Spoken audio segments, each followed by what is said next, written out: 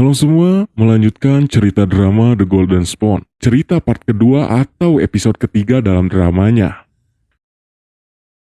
Cerita diawali dengan diperlihatkan Lee Sung Chon yang kini membalas perlakuan bulian Park Jang-gun CS dengan cara mengintimidasi mereka menggunakan sebuah senapan. Park Jang-gun yang terlihat ketakutan memohon kepada Lee Sung Chon untuk tak menembakkan senapannya. Akan tetapi, Lee Sung Chon yang sudah sangat emosi karena ulah Park Jang-gun CS yang terus melakukan bulian, akhirnya menembakkan senapan yang dipegangnya. Scene kemudian berpindah. Dan terlihat Lee Sung Chon yang mengunjungi kantor ketua Huang alias ayahnya Taeyong yang kini menjadi ayahnya. Saat menunggu ayahnya yang lagi meeting, Sung Chon membayangkan kalau impiannya untuk menjadi orang paling kaya, dia harus bisa berada di posisi ayahnya, yaitu menjadi ketua dari grup Dosin. Maka dengan hal itu, ia akan benar-benar berkuasa. Namun ternyata, semua itu tidaklah mudah walaupun kini dia sudah menjadi Taeyong. Sebab saat Sung Chon melihat map yang berisikan surat wasiat yang telah ditulis oleh Ketua Wang, ternyata Ketua Wang tidak akan memberikan sepeser waris pun kepada putranya sendiri. Namun tiba-tiba Ketua Wang datang dan masuk ke dalam ruangannya. Sung Chon dengan cepat menutup map surat wasiat itu dan langsung memberitahukan maksud serta tujuannya datang ke kantor ayahnya. Sung Chon ingin memberitahu jika ia baru saja membuat masalah yang berkaitan dengan keluarga Park Jang-gun. Akan tetapi kali ini ia akan menyelesaikan masalah itu sendiri dan hanya meminta ayahnya untuk mempercayainya. Mendengar itu Ketua Huang pun mencoba mempercayai apa yang dikatakan Lee Sung Chon putranya. Sebelum pergi dari sana, Sung Chon bertanya apakah ayahnya menyayanginya atau tidak. Mendengar itu Ketua Huang sedikit terkejut dengan perkataan putranya dan dia pun kemudian berkata tentu saja ia menyayanginya. Sebab semua orang tua pasti menyayangi anaknya. Ketua Huang menyadari bahwa Lee Sung Chon pasti telah membaca map yang berisi wasiat yang ditulis olehnya hingga mendapat pertanyaan seperti itu. Sung Chon kemudian datang ke rumah sakit tempat Park Jang-gun berada. Ternyata akibat kejadian tadi, Park Jang-gun mengalami luka di bagian tangannya. Namun luka itu bukan terluka oleh tembakan, sebab saat itu ternyata Sung Chon hanya menembakkan peluru kosong, dan karena kaget, Park Jang-gun terjatuh yang membuat tangannya terluka. Walaupun begitu, orang tua Park Jang-gun merasa marah dan tak terima dengan tindakan berbahaya yang dilakukan Taeyong alias Sung Chon kepada putra mereka, dan orang tua Park Jang-gun meminta pertanggungjawabannya. Lee Sung Chon dengan sangat tenang berkata bahwa tindakannya melakukan hal itu sebab Park Jang-gun sendiri yang selalu melakukan hal itu kepada Lee Sung Chon dirinya yang dahulu, dan ia hanya melakukan tindakan itu supaya Park Jang-gun tidak lagi melakukan tindakan berbahaya seperti itu kepada siapapun, terutama Taeyong atau Lee Sung Chon si anak miskin. Biar kalian gak liur lah. Mendengar itu orang tua Park Jang-gun tak bisa berkata apa-apa. Terlebih lagi ternyata anak mereka sendirilah yang salah. Saat mengantarkan Taeyong pulang, Sung Chon mendengar kabar bahwa keluarganya yang dulu sedang mengalami masalah ketika beberapa rentenir datang untuk menagih uang sewa rumah mereka. Dan bahkan ia melihat ayahnya bersujud memohon kepada para rentenir itu untuk tidak mengusir mereka. 나가서 일해 새끼야. 너 기생충이야? 따고 봐. 야, 이게 그럴 필요 없어. 못 따고. 야, 얘 따준다. 땅다.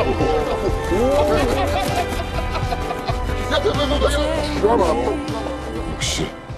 Saat berada di mobil, Sung Chon terus berpikir bagaimana dia bisa secepatnya memiliki kekuasaan dan tak lagi melihat orang tuanya yang dulu mengalami hal memilukan seperti tadi. Sebab kenyataannya walaupun dia adalah Taeyong anak seorang konglomerat, akan tetapi dia tidak bisa dengan mudah mendapatkan warisannya. Di sisi lain, ayahnya Lee Sung Chon yang dulu kini mulai bekerja. Dan hal itu tak pernah ia lakukan semenjak dahulu dan malah sibuk menghayal menjadi konten kreator webtoon yang sangat populer. Serta ibunya yang terus mencari tempat sewaan murah untuk mengantisipasi jika seandainya keluarga mereka tak bisa membayar sewaan dan diusir oleh para rentenir. Sung Chon dan juga Taeyong ternyata memiliki hari ulang tahun yang sama. Di hari itu, Sung Chon yang kini menjadi Taeyong tidak menyangka bahwa di hari ulang tahunnya dia akan mendapatkan begitu banyak hadiah yang belum pernah ia rasakan sebelumnya. Dan tak lupa pesta mewah yang telah disiapkan oleh ayahnya. Sementara itu, di sisi lain, Juhe yang sedang berjalan ke rumah Taeyong untuk memberikan ucapan selamat ulang tahun, kemudian dicegat oleh si nenek-nenek yang memberikan Lee Sung-chon sendok emas ajaib. Nenek itu kemudian menitipkan sebuah surat yang harus secepatnya Juhe berikan kepada Lee Sung-chon. Kita pun diperlihatkan, walaupun dengan keadaan yang pas-pasan, keluarga Lee Sung-chon sangat menyayangi anaknya walaupun dengan masalah keuangan yang sedang mereka alami. Ibu Lee Sung-chon tetap memberikan amplop yang berisikan sedikit uang kepada anaknya di hari ulang tahunnya. Hingga tak lama datanglah Juhe ke sana, yang mana hal itu baru pertama kali. Membuat ibu beserta kakaknya sedikit terkejut, karena dulu Lee Sung-chon tak pernah membawa teman wanitanya ke rumah mereka. Di dalam kamar, Juhe sedikit terkesan dengan beberapa penghargaan akademis yang berhasil Lee Sung-chon menangkan. Hingga karena ada kecoa, adegan membagongkan pun terjadi.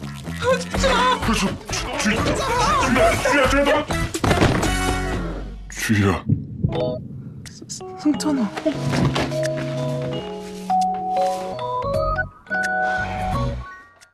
Di sisi lain, Lee Sung-chon yang sedang menikmati pesta ulang tahunnya sedikit gugup, sebab dia belum mengetahui semua relasi ayahnya yang datang ke sana. Hingga teman sekelasnya si Oh Hyo-jin merasa sedikit aneh dengan sikap Taeyong sekarang yang dikenalnya, sebab dia kali ini terlihat tertarik dengan perusahaan dengan cara memberikan kejutan kepada ayahnya. Dan tak hanya itu, Taeyong yang sekarang selalu memanggil nama semua relasi ayahnya tak seperti dahulu. Bahkan yang lebih aneh, Taeyong mengundang teman-teman sekelasnya yang merupakan para pecundang dan mengundang Oh Hyo-jin sendiri yang dulu tak pernah ia lakukan. Lee Sung-chon sambil memberikan minuman kepada Oh Hyo-jin lalu berkata bahwa dirinya mengundang Oh Hyo-jin untuk meminta maaf atas tindakan kasarnya karena menyebut Oh Hyo-jin perempuan murahan. Tentu saja Oh Hyo-jin mendengar itu langsung sedikit salting, sebab Oh Hyo-jin sendiri memiliki perasaan kepada Taeyong. Hingga tak lama, ternyata Juhe dan juga Lee Sung-chon alias Taeyong datang ke pesta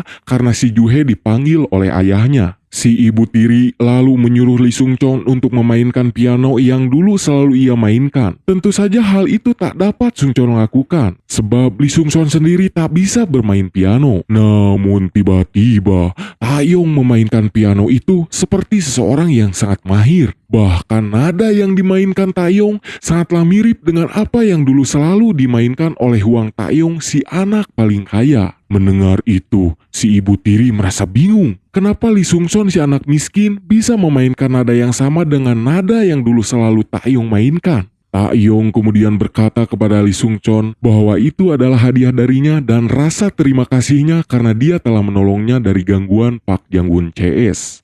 Di momen ini, Lee Sung-chon menyadari walaupun mereka bertukar tempat, akan tetapi kebiasaan serta bakat mereka di bidang apapun tidak tertukar. Dan tak lama, Juhe kemudian memberikan surat dari si nenek tadi. Dan alangkah terkejutnya Lee Sung-chon ketika membaca surat itu yang berisi bahwa pada hari ulang tahun mereka tidak boleh bertemu dengan orang tua asli mereka masing-masing. Sebab hal itu akan membuat pertukaran yang telah terjadi menjadi batal. Dan masing-masing dari mereka akan kembali bertukar tempat ke kehidupan mereka yang dulu.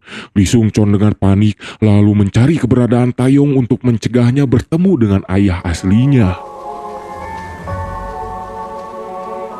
깜빡 잊고 너에게 말해주지 못한 규칙이 생일날 원래 자신으로 돌아간단다.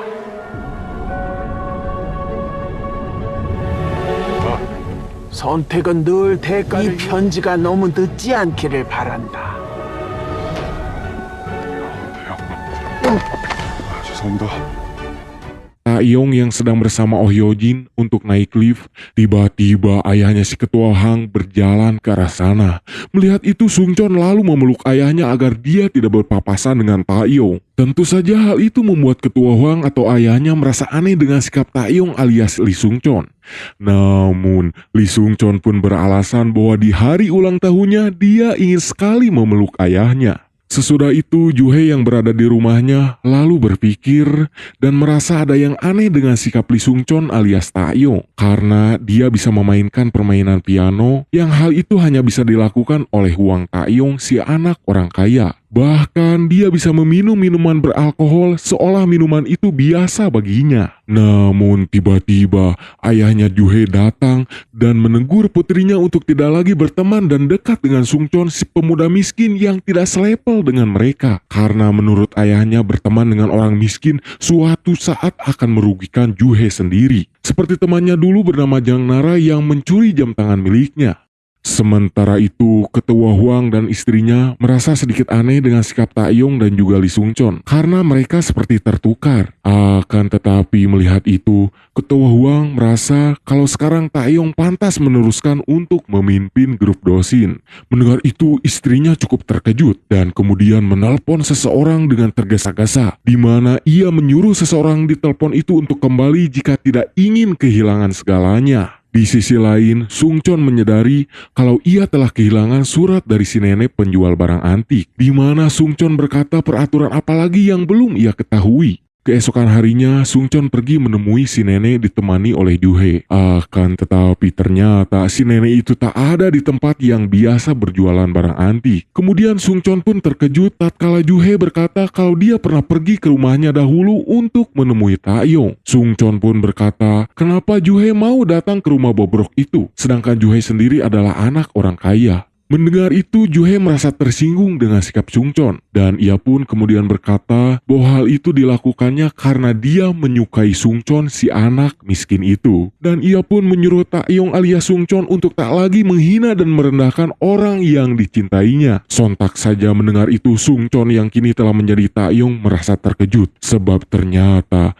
masih ada perempuan sebaik Juhe yang tak memandang orang lain dari apa yang dimilikinya. Namun walaupun senang, Lee Sungchon tak bisa berbuat apa-apa sebab dia sudah menjadi Taeyong, si anak orang kaya. Saat malam, Sungchon yang sedang bermain catur dengan sekretarisnya, sekretaris pribadinya merasa heran dengan sikap tuanya yang benar-benar berbeda, seperti menyuruhnya untuk melihat dan mencari tahu keadaan keluarga Lee Sungchon, bahkan mau membantu Lee Sungchon dari gangguan Pak Jang-won CS memakai senapan. Padahal dia tahu bahwa tuanya memiliki trauma dengan senapan karena kejadian dahulu saat di Amerika. Keesokan harinya, Sungchon dibantu asisten pribadinya berniat untuk mendatangi para preman atau rentenir yang selalu mengganggu keluarganya. Dengan koneksi serta kekuasaannya sebagai Huang Taeyong, dengan mudah Sungchon membuat para rentenir itu gulung tikar dan babak belur karena dihajar oleh asisten pribadinya yang ternyata sangat jago gelut. 어린 놈의 새끼가 야, 너 죽고 싶어?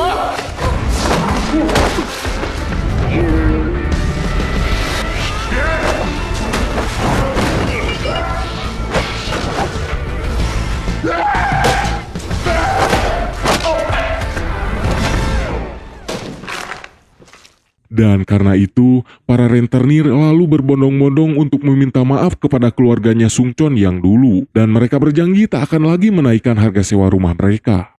Saat di mobil, sang asisten kembali memuji tindakan tuanya karena sudah mau menolong keluarga Lee Sungchon. Tapi Lee Sungchon hanya terpaku dan menanyakan harga apartemen di sana, yang menurut asistennya harga apartemen di sana sangatlah mahal. Kita pun diperlihatkan seorang gelandangan yang aneh yang terlihat kebingungan dan tiba-tiba mencari si nenek untuk meminta senok emas lagi. Entah apa maksudnya, tapi tentu saja itu masih menjadi misteri.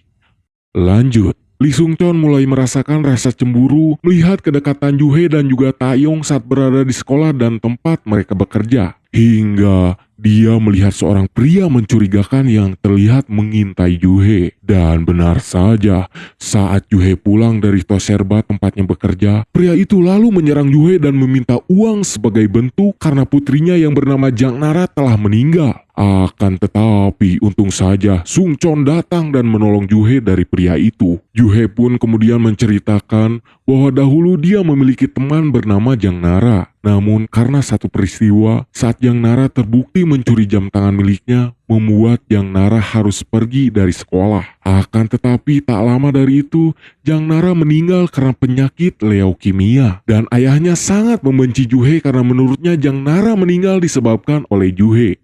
Sungchon kemudian menenangkan Juhe dan menyuruhnya untuk tidak khawatir lagi, karena dia sudah melaporkan tindakan ayahnya Jang Nara. Di malam itu, Sung Chon kemudian memeriksa ruangan kerja milik Ketua Huang. Namun tak lama, Ketua Huang datang dan berkata, apa tindakan selama ini berusaha keras memenangkan hati ayahnya karena isi surat wasiat itu? Lee Sung Chon pun berkata, apakah dirinya tak mendapat warisan dari ayahnya karena insiden masa lalunya yang terjadi di Amerika? Lee Sung Chon kemudian meminta ayahnya untuk merevisi surat wasiat tersebut dan ia berjanji akan berusaha untuk lebih baik lagi serta layak menjadi penerus grup Dosin. Namun ayahnya hanya berkata untuk membuktikan semua itu.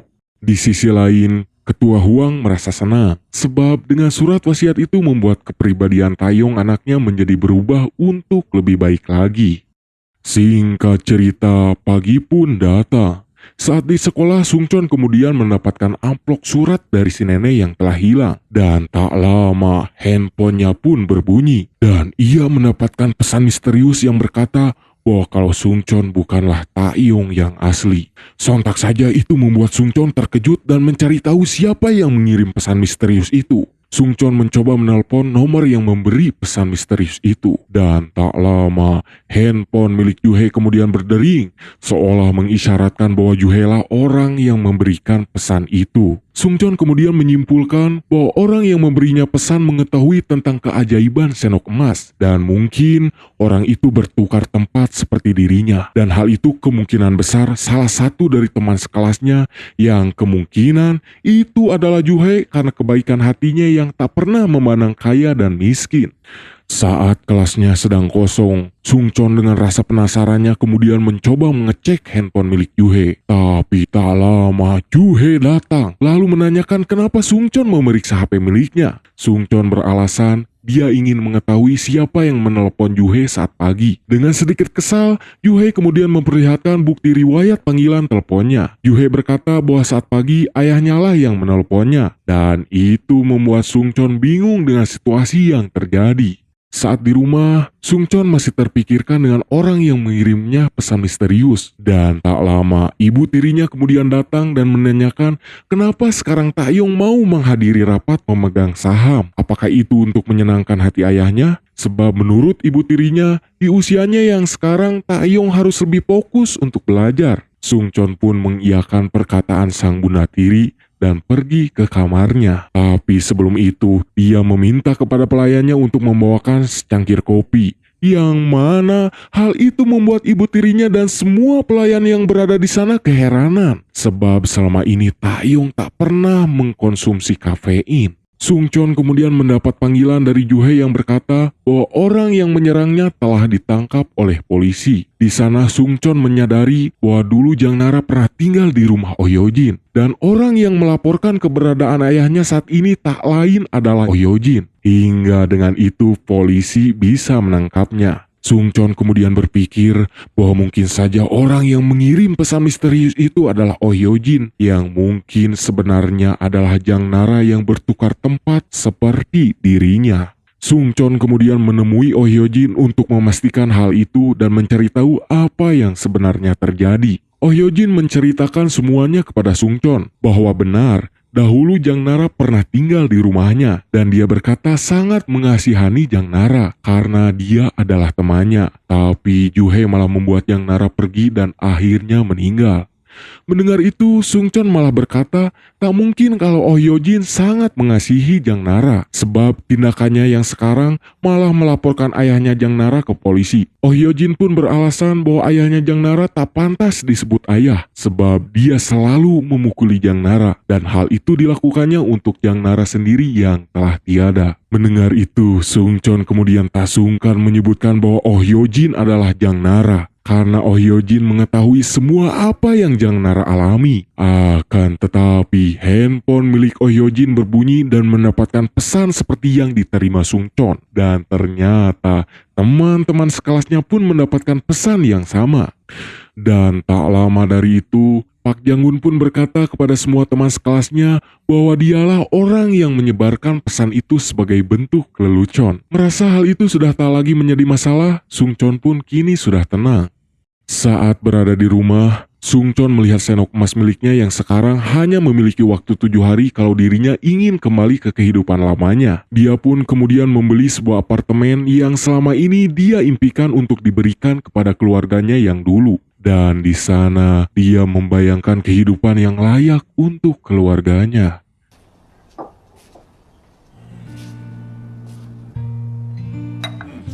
잘 다녀왔어? 수고했어 우리 아들. 다 지나갈 거야.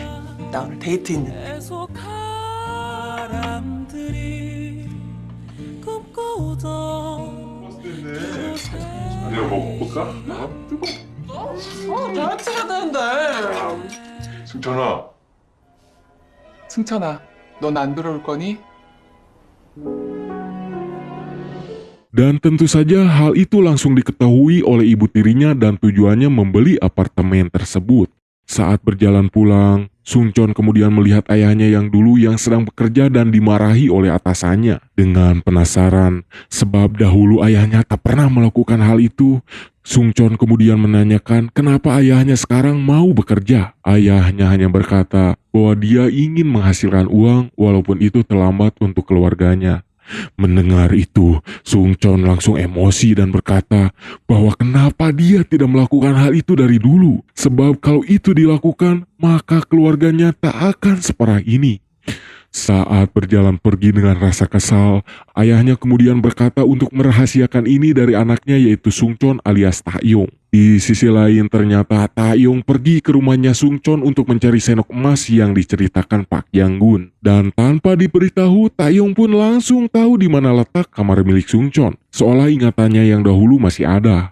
Sungchon yang sedang bersama Juhei kemudian mendapat kabar bahwa Taeyong datang ke rumahnya dan dengan cepat ia pun segera menyusul. Saat Taeyong memegang sendok emas di kamar Sungchon, untung saja Sungchon datang dan mengambil kembali sendok emas itu. Dan Sungchon berkata bahwa itu adalah sendok emas miliknya. Saat berjalan pulang, Taeyong bertemu dengan ketua Huang ayahnya dahulu. Dan dengan perkataannya saja, Taeyong langsung merasakan gangguan kepanikan seperti dahulu. Dia pun mencoba berlari ke rumahnya. Namun rasa gangguan panik itu semakin kuat dan ia pun mencoba menelpon ayahnya. Mengetahui anaknya mengalami gangguan panik, ayahnya Sungchon yang sedang bekerja lalu bergegas mencari keberadaan Sungchon alias Taeyong. Saat Taeyong hampir tak sadarkan diri, datanglah ayahnya yang lalu menenangkan dengan cara sederhana namun sangat dalam, yaitu kasih sayang seorang ayah kepada anaknya. 내쉬고. 들이마시고. 내쉬고. 내쉬고. 아빠도 이런 적 있었어. 숨 쉬면 금방 괜찮아질 거야. 들이마시고. 잘했어 우리 아들. Singkat cerita, pagi pun caang. Kita pun dibuat bertanya-tanya tatkala Pak Yang-gun yang bertemu dengan Oh Hyo-jin. Di sini kita mengetahui bahwa ternyata Oh Hyo-jin lah yang memberi pesan misterius kepada Sungchon. Dan untuk menutupinya, dia mengirimkan pesan itu kepada setiap teman sekelasnya.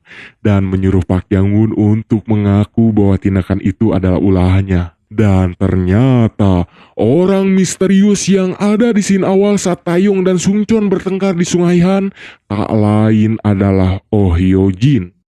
Dan scene pun berpindah tatkala Oh Hyo-jin melihat dari kejauhan dan berkata selamat tinggal ayah kepada ayahnya Jang Nara. Dan hal itu menjawab rasa penasaran kita bahwa ternyata tebakan Sungchon selama ini benar. Bahwa Oh Hyo-jin sebenarnya adalah Jang Nara yang bertukar tempat sama seperti Sungchon. Sementara itu, Taeyong kemudian dikejutkan dengan kedatangan paman tirinya yang awalnya terlihat sangat ramah. Akan tetapi tatkala sepi, tanpa ujuk-ujuk si paman tiri ini yang bernama Juntai langsung mencekik Sungchon dan berkata seolah-olah Taeyong adalah mainan baginya. Aduh, nama deui nungguelona.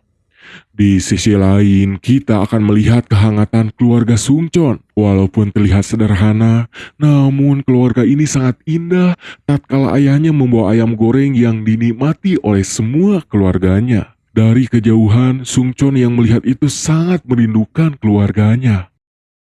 Singkat cerita lagi, saat ayah Sungchon yang bekerja sebagai buruh untuk menghalau pendemo yang tak mau lahannya digusur oleh grup Dosin terluka sangat parah dan membuatnya dibawa ke rumah sakit. Sungchon yang sedang bersama Taeyong kemudian mendapat kabar itu dan secepatnya pergi untuk menemui ayahnya. Sungchon seperti orang gila, kemudian mencari ke berbagai tempat di rumah sakit itu untuk secepatnya mengetahui kondisi ayahnya. Hingga pada akhirnya Sungchon menemukan ayahnya dan langsung memanggilnya ayah. Dan ternyata di sana ada ketua Huang yang mendengar Sungchon atau Taeyong berkata ayah kepada orang lain. Namun Shin kemudian berpindah ke rumahnya Oh Hyojin yang ternyata benar. Dialah yang memiliki surat dari si nenek untuk Taeyong. Dan kita pun diperlihatkan bahwa Oh Hyojin mempunyai senok emas ajaib seperti Sungchon. Serta masa lalunya yang menyedihkan saat dia selalu dipukuli oleh ayahnya. Dan pertemuannya dengan si nenek penjual barang antik. Ternyata Oh Hyojin lah yang memiliki penyakit leukemia. Tapi karena mereka bertukar tempat dengan Jang Nara, menyebabkan Jang Nara lah yang dinyatakan meninggoy. Padahal sebenarnya itu adalah Oh Hyojin. Dan diperlihatkan pula sifat Jang Nara atau Oh Hyojin yang selalu judes atau pika ijiden dari kecil. Namun video harus bersambung teman-teman.